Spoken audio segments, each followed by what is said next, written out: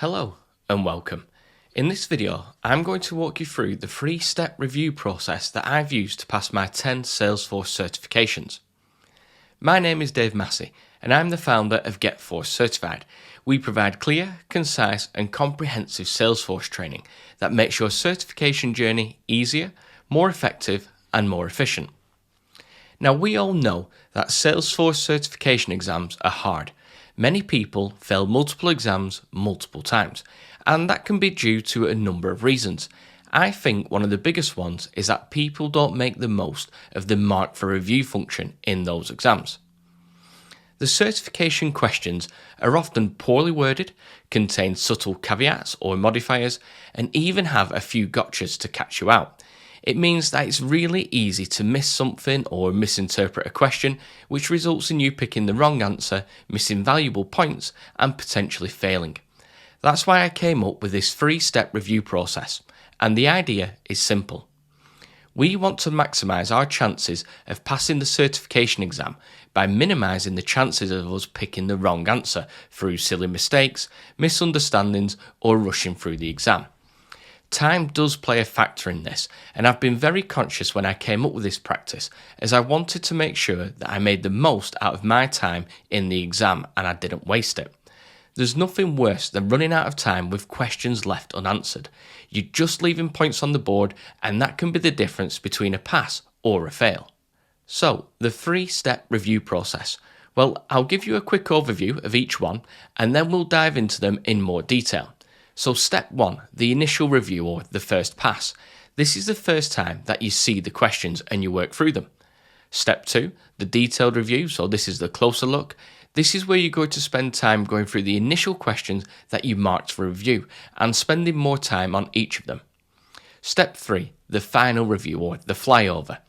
This is your final chance to pick up on any obvious mistakes that you've made or any misunderstandings. It's a bit of a last chance saloon. It's your last chance to find those extra marks.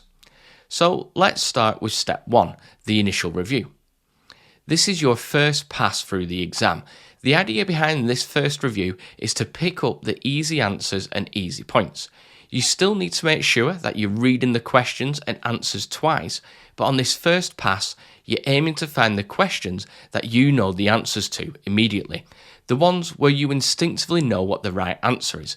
It might be a gut feeling that you get, or you might be lucky and you've just revised that concept before the exam. For any questions that you're not sure of the answer, or you feel like you haven't understood the question enough, mark them as an item to review later, and that way you can come back to them. You might even find that the answer to that question is in the questions that you're about to face. The point is, this is the first time, your first view of the exam, and you want to pick up on any easy points for questions that you know the answer to. Anything else you want to mark for review, which is where step 2 comes in, the detailed review. The detailed review is your second pass. So after you've completed your initial pass and you've made it through to the end, you want to review all of the questions. You'll be able to see the questions that you've marked for review as they'll have an asterisk next to them. You want to go through these one by one, taking more time to really evaluate the question and decide what's the best answer for it. These are usually more complex questions or the ones that you're unsure of. At this point, you've already completed your first pass, so you feel a little less pressure about running out of time. Use this time to really dig into those questions and decide on the best answer. There's still maybe questions that you're unsure of, and if you feel like you're spending too much time on them, then leave them as marked for review and move on to the next one. In this review step, we want to pick up points from the more difficult questions that we can work out. By the end of the second review, you should have a lot less questions marked for review. That's what the purpose of this step was, to leave as few questions marked for review as possible. Now we move on to the final review, and this is where we perform a quick flyover of everything we've done. The final review can make a huge difference to your score, so don't neglect it.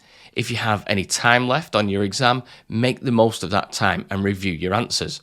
The final review allows you to spot any obvious mistakes that you've made, and you will have. It's just the nature of the exam. It's a great chance to sense check your previous answers and to make sure that you've understood the questions correctly, and you've not missed any caveats or modifiers in the question that could impact the answer. You will probably still have some questions that are marked for review after you've completed your final review.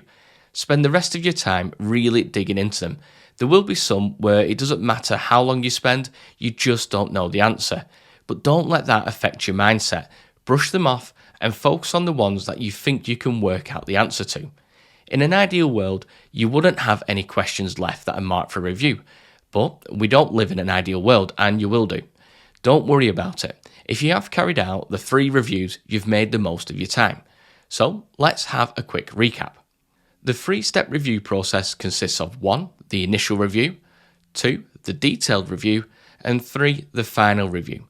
By using this technique, you can maximise your chances of passing the certification exam by minimising the chances of missing easy points by misunderstanding the question or silly mistakes.